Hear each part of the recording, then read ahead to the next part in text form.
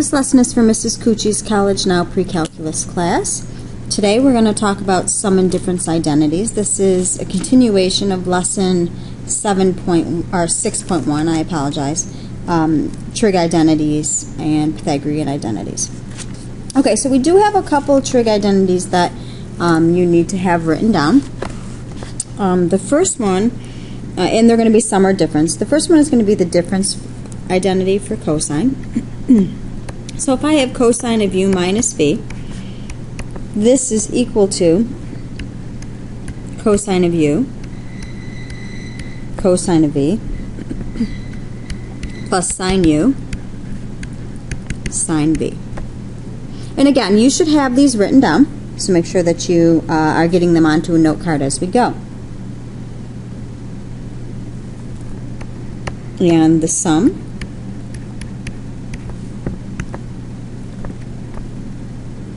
cosine of u plus v is going to equal cosine u, cosine v, minus sine u, sine v. Okay. Now we also have these for our sine functions. Sine of u minus v and sine of u plus v. So sine of u minus v is sine u cosine v minus cosine u sine v, and sine of u plus v is sine u cosine v plus cosine u sine v. So those four identities you should have written down on a note card. And again, that's going to be your responsibility. Okay, so let's look at an example of how we can use this. So, picking up from where we left off last time, I believe this is example 8. And we're going to find cosine of 5 pi over 12. Okay. And we want to find it exactly. Okay. So what I want to do is I want to think about 5/12 and how I can express 5/12 as a sum or a difference of two numbers whose exact sine and exact cosine values are known. So if we think about 5 over 12, I'm thinking that I can break that apart as possibly 9 pi over 12 minus 4 pi over 12. And the reason being is because I know that reduces to 3 pi over 4 and pi over 3. Okay. And 3 pi over 4 I can get an exact value for, as can negative pi over 3. So we're going to use, since we're doing difference, we're going to use the cosine difference identity for cosine, which is cosine u cosine v plus sine u sine v, and that equals cosine of 3 pi over 4 minus pi over 3. Okay. So what we're going to be able to do here is take u and v and plug them in. We're going to call this u and this v.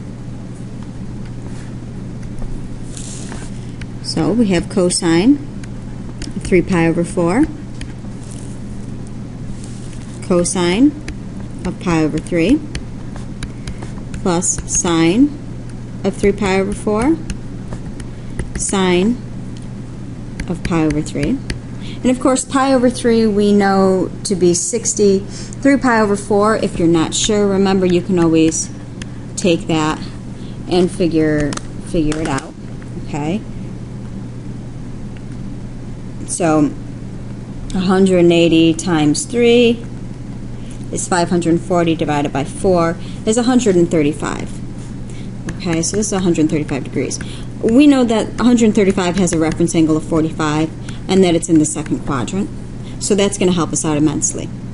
Okay, so cosine at 3 pi over 4 is the same as cosine of pi over 4, but the negative value of such. Okay, so cosine at pi over 4 is square root of 2 over 2, but since, of course, we're in the second quadrant here, cosine is negative. Cosine of pi over 3, which of course is 60 degrees, is going to be 1/2.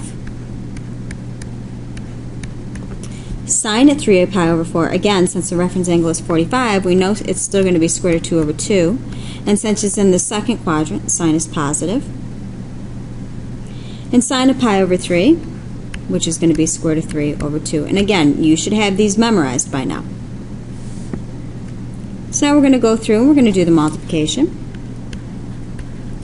Radical 2 times 1 is radical 2. 2 times 2 is 4. Plus radical 6 over 4. And we can rewrite that if we'd like, just so we neaten it up a little bit. Okay? And there we have our answer.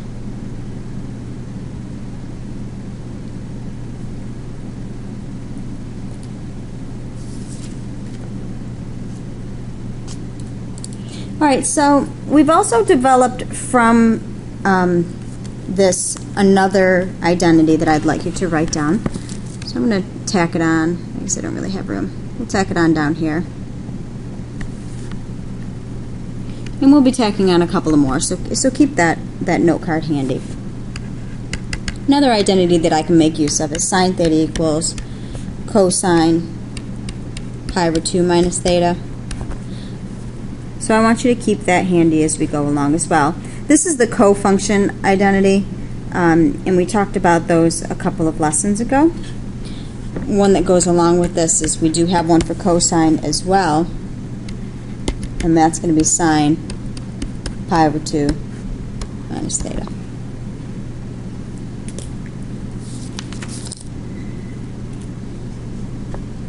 Okay, so let's look at another example. I want to find sine of 105, and I want to find it exactly.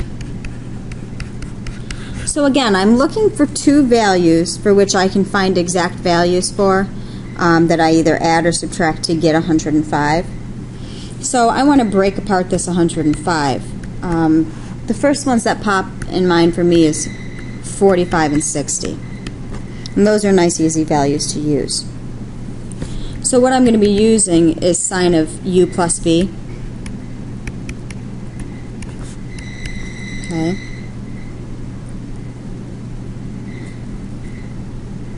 So we've got sine of u, cosine of v, plus cosine of u, sine of v.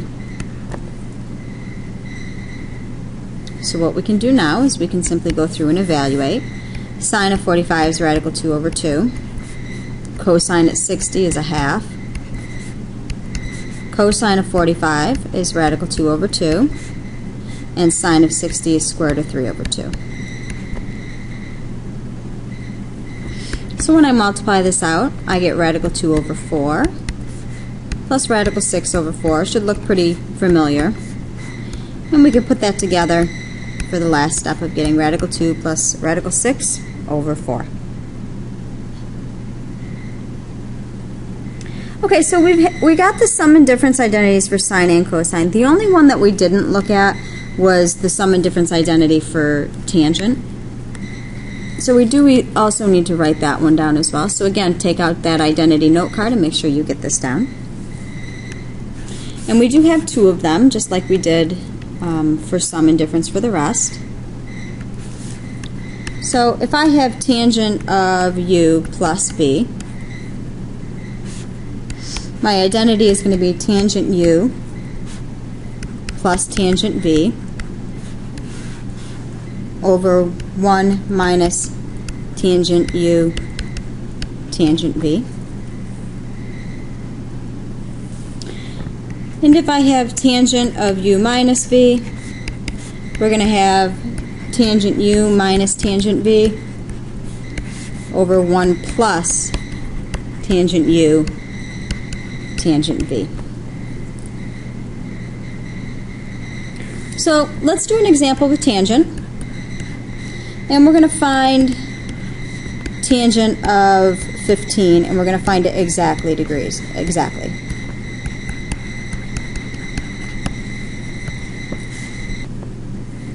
Okay, so tangent of 15, what I'm thinking of is how I can get 15 using measures of angles that are easy for us to find exact values too.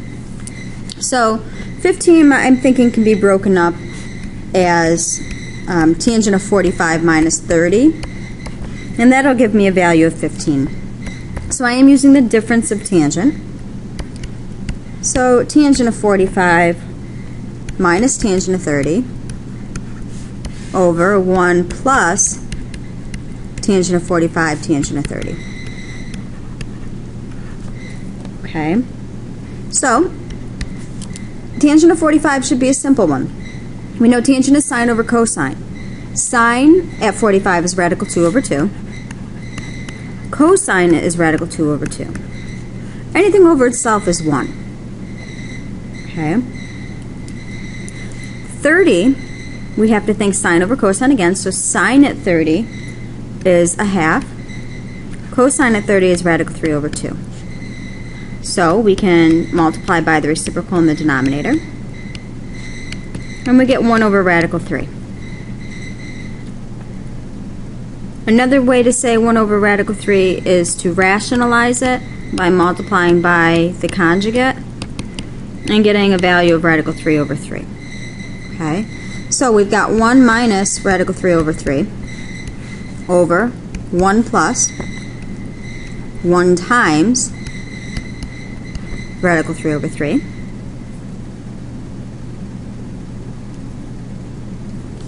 And what we can do here is find a common denominator. So 3 minus radical 3 over 3 over 3 plus radical 3 over 3. And then I can, again, just like we have been doing all along, multiply by the reciprocal. Those 3's will simplify. 3 minus radical 3 over 3 plus radical 3. And there we have it.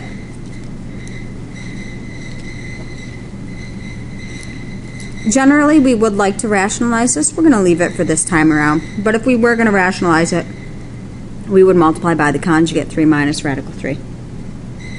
Let's try one more example.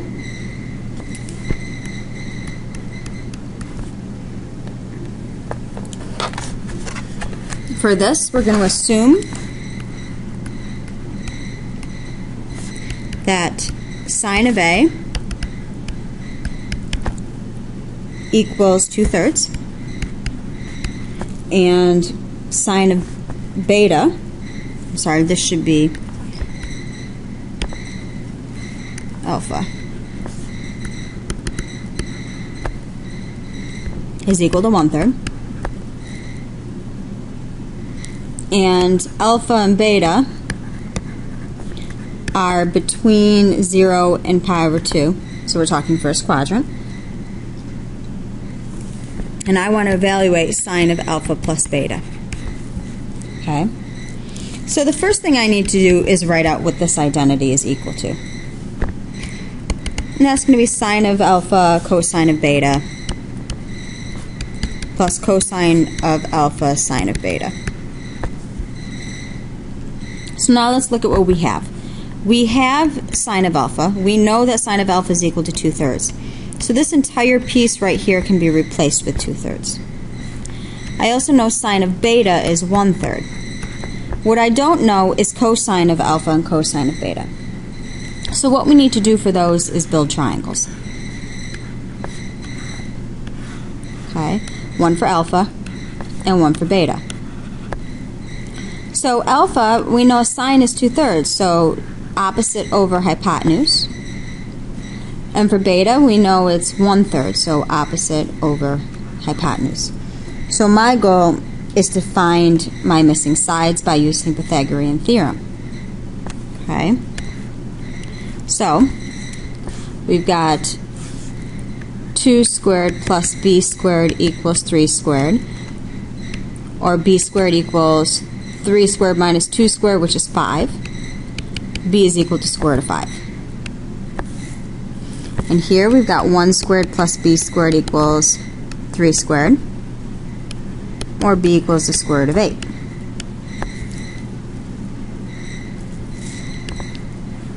So now, cosine of beta, I go to my beta triangle. Cosine is adjacent over hypotenuse, square root of 8 over 3. And cosine of alpha, so we go to my alpha triangle, adjacent over hypotenuse, square root of 5 over 3. Now we start multiplying. 2 radical 8 over 9 plus radical 5 over 9. And then we can combine as a single fraction.